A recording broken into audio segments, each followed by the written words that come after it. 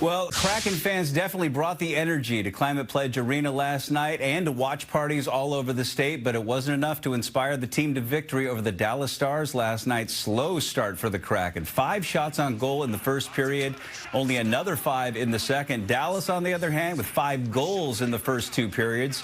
Well, the Kraken finally picked it up in the third period, made things interesting. It was too little too late as they fall to the Stars 6-3. That series now tied at 2 games apiece. Joining us now in studio to talk about last night's game, looking ahead to Game 5, is the voice of the Kraken. Everett Fitzhugh is with us this morning. Everett, thanks for joining us before you hop on the plane here in just a little while to head down to Dallas. Let's talk about the controversy right off the top. In the second period, the controversial no interference call. It looks like Jamie Benn clearly interferes with Philip Grubauer there. Gruby thought so, but Toronto saw it differently. How did you see it? You know, this is one of those rules. It's like that ambrosia salad that ends up on your Thanksgiving table. No one really knows what it is.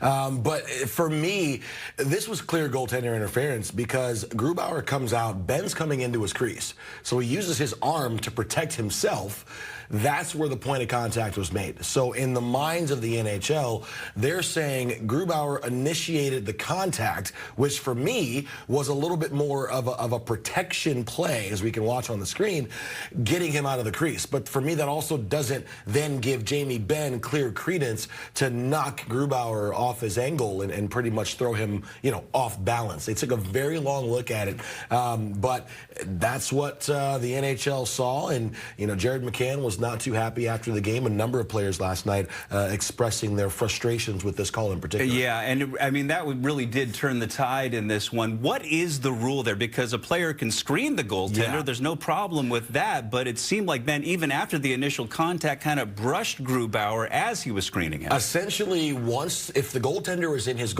crease, in the blue paint, then he's safe. That is his area. But once he steps out of that blue paint, once he goes out of the crease, then he essentially becomes a player. When you see goaltenders go play the puck behind the net, sometimes they get hit there. That's typically fair play. So if you're Seattle, Grubauer comes out of the crease, he makes that initial contact, but for me, that was more reactionary to Ben coming into the crease as opposed to going out there and initiating the contact on his own. That was a really tough call to go against Seattle, particularly at that point, and particularly how Seattle was playing up to that point. I mean, they really, you know, going down 3 goals at that point was pretty devastating for Seattle, and they never really recovered. And, you know, we can talk about that penalty all night long, but the fact of the matter is the Kraken had 10 shots through those first 2 periods. And this reminded me a bit of Game 6 against Colorado, Game 2 also against Dallas. Seattle seemed a little bit disconnected. I talked to a handful of players about it. They were a bit tight. They weren't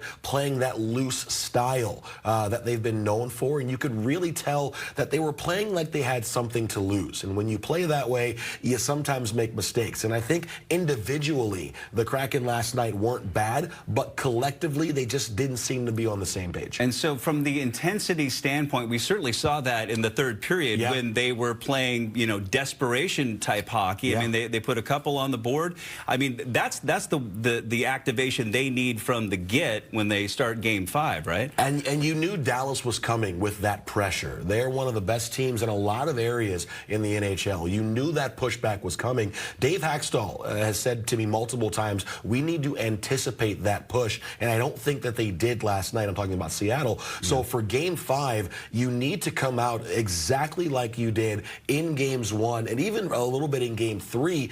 A slow start to the first period in Game 3, but you picked it up in the second period as well. Seattle had plenty of looks last night. They had good offensive chances throughout that opening period. They just weren't rewarded. And again, it seemed like for me, they were stuck in second gear. They couldn't quite get to that level that they need to be successful. Jared McCann back in the lineup. They insert him right back into the first line. Mikko Reskinen returning to the ice last night after that nasty shot to the face in Game 3. Reskinen was definitely a factor in this one. How about McCann? McCann almost scored on his first shift, and I think if that puck goes in, we're not talking about a Kraken loss, or maybe that game goes a bit differently. It seemed like Seattle was snake bit last night, but for a guy in Jared McCann who's coming off of that devastating Cale Makar hit, he looked really good in practice yesterday morning. I watched watched him very closely during the warm-up before the game yesterday, and then in-game, he was one of Seattle's best players, and I think they put him on that fourth line to protect him a little bit. They did move him back up with Eberle and Beniers later in the game, but it wouldn't surprise me to see if Dave Haxtell goes back with that top line the way we've seen all year long. All right, so Everett Fitzhugh joining us once again at 8:05. Much more to discuss as we head into Game 5 in Dallas. Maria, back over to you. We got to talk a little more about the Kraken with the series tied 2-2. The team flies to Dallas for Game 5 tomorrow. Climate Pledge will be hosting a free watch party, but you do need a ticket online. Then the team will return for Game 6 here Saturday at 4. Tickets for that go on sale at 10 a.m. this morning. If the Kraken split the next 2 games, then we go once again to that Game 7, and that will happen Monday night in Dallas.